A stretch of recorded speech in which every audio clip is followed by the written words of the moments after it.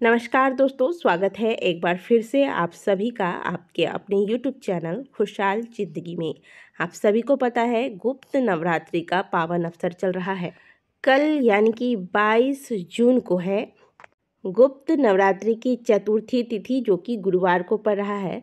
ऐसे में शिव महापुराण के कथा के अंतर्गत बहुत ही सुंदर सा उपाय वर्णन किया गया है, जिसे करने मात्र से जो भी जीवन की तकलीफ़ें हैं, जो भी परेशानियां हैं, जो मनोकामनाएं हैं, वो सभी महादेव और माँ शक्ति की कृपा से सभी कष्टों का निवारण तो होगा ही, साथ ही साथ मनोकामनाएं भी पूरी होती है। तो आज के वीडियो में कुल आपको हम 3 उपाय बताने वाले हैं, जिसका वर्णन शिव महापुराण के कथा के अंतर्गत किया गया है। बहुत ही सुंदर सुंदर से सरल से उपाय हैं। आप सभी को पता है कि कल है गुरुवार का दिन, और गुरुवार के दिन पीली चीज़ों का विशेष महत्व होता है। जिसकी कुंडली में गुरु संबंधित समस्याएं होती है, वो अगर मात्र गुरुवार के दिन और कुछ नहीं, केवल पीली चीज़ों का दान तथा पीली चीज़ों का प्रयोग करना आरंभ कर दे, तो इससे ही आधी से ज़्यादा परेशानियां जो गुरु ग्रह के कमज़ोर होने की वजह से आ रही होती है जीवन में, वो सभी परेशानियां धीरे धीरे समाप्त होती है। क्योंकि गुरुवार के दिन पीली चीज़ों के दान से और पीले चीज़ों के प्रयोग से, पीले चीज़ों का सेवन करने से गुरु ग्रह मजबूत होता है। गुरुवार के दिन चने के दाल का प्रयोग हम सभी करते हैं, आप सभी को पता है। और यदि आपके जीवन में बहुत ज़्यादा परेशानियां चल रही हैं, तो गुरुवार के दिन जो भी व्यक्ति चने के दाल को नंदी महाराज को खिला देते हैं, आप अपनी श्रद्धा अनुसार, अपनी क्षमता अनुसार थोड़े से चने के दाल खरीद लें, और किसी मंदिर में या किसी भी रास्ते में भी आपको अगर नंदी महाराज मिल जाते हैं, तो उन्हें यह चने के दाल का सेवन करा दें। इससे जीवन की परेशानियां समाप्त होती हैं। ऐसा लगातार आपको कई गुरुवार तक करना चाहिए। अब बहुत से लोगों की समस्या ये होती है कि वो नंदी महाराज नहीं ढूंढ पाते हैं, हर जगह नंदी महाराज नहीं मिलते हैं आपको। तो अब आप क्या कीजिएगा, पीले रंग की चूड़ियाँ ले लीजिएगा। पीली चूड़ियाँ, क्योंकि इन दिनों नवरात्रे चल रहे हैं। महादेव के मंदिर या फिर माँ शक्ति, माँ भवानी के किसी भी मंदिर में पहुंच जाए, किसी भी देवी माता के मंदिर में, और वहां जाकर पीली रंग की चूड़ियों को आप ब्राह्मण देवता को दान कर दें। जो भी व्यक्ति गुरुवार के दिन पीली चीज़ों का दान करता है, उसके जीवन में हमेशा सुख, शांति, समृद्धि बनी रहती है। खास करके गुरुवार के दिन पीली चूड़ियों का दान अगर किया जाए, तो इससे घर में हमेशा सुख समृद्धि बनी रहती है। दोस्तों, अगला उपाय, क्योंकि इन दिनों नवरात्रि चल रहे हैं, और नवरात्रि के दौरान किसी भी दिन, नवरात्रि में जो 9 दिन होते हैं, इसमें से किसी भी दिन माता रानी के मंदिर में जाकर माता के चरणों में यदि मक्खन का दान किया जाए, आप एक पात्र में मक्खन ले लीजिएगा। मक्खन ले जाकर माता के चरणों में यह मक्खन का दान कर दें, मक्खन अर्पित कर दें, और माता के समक्ष बैठकर माता के किसी भी मंत्र का 5 बार, 7 बार, 9 बार जाप कर लें और माता को प्रणाम करके वापस आ जाएं।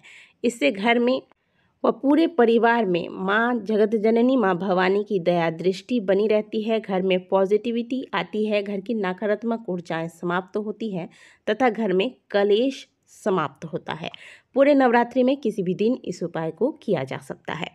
बात करते हैं अगले उपाय की। इस उपाय के लिए आपको ले लेना है एक तांबे के लोटे में जल भरकर। जल कहाँ से लेना है? जल घर से ही आपको भरकर ले लेना है। और एक समी का फूल, बहुत ज़्यादा नहीं, मात्र एक समी का फूल लेना है आपको। और यह एक लोटा जल और एक समी का पुष्प लेकर महादेव के मंदिर पहुंच जाइएगा। ध्यान रखिएगा कि जल में आपको पुष्प नहीं डालना है, पुष्प अलग से लेना है, जल अलग से एक पात्र में लेना है। महादेव के मंदिर जाइए, उत्तर दिशा की ओर मुँह करके खड़ा हो जाइएगा। अब आपको महादेव के शिवलिंग पर यह पुष्प अर्पित करना है। इस पुष्प की जो डंडी है, वह माता अशोक सुंदरी वाले जो दिशा है, उस दिशा की ओर होगा, यानी कि जलाधारी की ओर होगा, और पुष्प का मुंह आपकी तरफ होगा। इस प्रकार से महादेव के शिवलिंग पर आपको यह पुष्प अर्पित कर देना है, श्री शिवाय नमस्तुभ्यं बोलकर। अब जो आप एक लोटा शुद्ध जल घर से भरकर लेकर गए हैं, इस जल को इसी फूल के ऊपर, जो समी के फूल आपने शिवलिंग पर अर्पित किए हैं, इसी फूल के ऊपर आपको यह जल अर्पित करना है। जल चढ़ाते वक्त महादेव का एक बहुत ही सुंदर सा नाम है, नीलकंठेश्वर महादेव। एक बार फिर से सुनिए, नीलकंठेश्वर महादेव।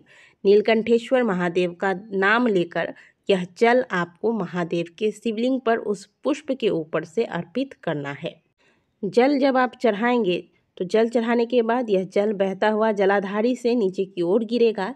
इस जल को इसी स्थान से आपको एक पात्र लगाकर रोक लेना है। अब यह जल ले जाकर जिस भी व्यक्ति के लिए आप इस उपाय को कर रहे हैं, आपको बता दें कि जो व्यक्ति बार बार बीमार पड़ता है, बहुत ज़्यादा बीमार रहता है और शारीरिक रूप से हो या मानसिक रूप से हमेशा पीड़ित रहता है, इसके लिए आप इस उपाय को कर सकते हैं। और यह जल ऐसे व्यक्ति को अगर नीलकंठेश्वर महादेव का नाम लेकर पिला दिया जाए तो उस व्यक्ति की शारीरिक बीमारी या फिर जो व्यक्ति बहुत ज़्यादा सोचते हैं और सोच सोच के बहुत ज़्यादा स्ट्रेस में चले जाते हैं, उनको भी यह जल अगर पिला दिया जाए तो उनके भी कष्ट समाप्त होते हैं। अगला उपाय दोस्तों, यह उपाय आपके बच्चों के लिए है। यदि आप चाहते हैं कि बच्चे हमेशा सही दिशा में जाएं, बच्चे हमेशा प्रगति करें, उन्नति करें, तो नवरात्रे चल रहे हैं, इस उपाय को आप इस नवरात्रे में किसी भी दिन कर सकते हैं या फिर आने वाले किसी भी नवरात्रि में इस उपाय को किया जा सकता है। करना क्या है, आप अपने बच्चे को लेकर माँ शक्ति के किसी भी मंदिर में जाएं, माँ दुर्गा के, और वहाँ आप देख रहे होंगे कि माता के मंदिर में कभी भी आप जाएंगे तो माता के मंदिर में ज्योत अवश्य जलती रहती है, कोई ना कोई दीपक अवश्य जलता है। तो यह दीपक अगर तिल के तेल से जलता है तो तिल का तेल, और अगर घी से जल रहा है तो घी। कहने का मतलब है कि मंदिर में जो दीपक लगाया गया है वह किस चीज़ से जल रहा है। अगर तेल से जल रहा है तो वही तेल, और अगर घी से जल रहा है तो घी अपने बच्चे के हाथ से इस दिए में आपको डलवा देना है थोड़ा सा, और आपको कुछ भी नहीं करना है। ऐसा आप प्रयास कीजिए कि जितना नवरात्रि आए उतने नवरात्रों में, मतलब साल में कुल 4 नवरात्रे होते हैं और जिसमें से कि 2 नवरात्रि सामान्य होते हैं जिसमें हम सभी पूजा पाठ करते हैं, माता के मंदिर जाते हैं। तो जितने भी नवरात्रि में आप इस उपाय को कर सकते हैं अवश्य कीजिएगा। बहुत ज़्यादा तो कुछ करना नहीं है, मंदिर जाना है और माता रानी के जोत में तेल, अगर तेल से जल रहा है तो तेल, और घी से जल रहा है तो घी बच्चे के हाथ से डलवा देना है। इससे बच्चे पर माँ जगत जननी माँ भवानी की कृपा सदा बनी रहती है। बच्चा हमेशा आगे उन्नति करता है। आशा करते हैं कि इन सभी उपायों का आप ज़्यादा से ज़्यादा लाभ उठाएंगे। बहुत ही सुंदर सुंदर से प्यारे प्यारे से उपाय हैं, कीजिएगा ज़रूर। इन उपायों को करके छोटे छोटे से आपकी जो जीवन की परेशानियां हैं वो सभी परेशानियां समाप्त होती हैं। आशा करते हैं कि वीडियो अच्छी लगी होगी। वीडियो अच्छी लगी है तो वीडियो को लाइक कीजिएगा, कमेंट बॉक्स में हर हर महादेव अवश्य लिखिएगा। मिलते हैं आपसे अगले वीडियो में, तब तक के लिए ओम नमः शिवाय, हर हर महादेव।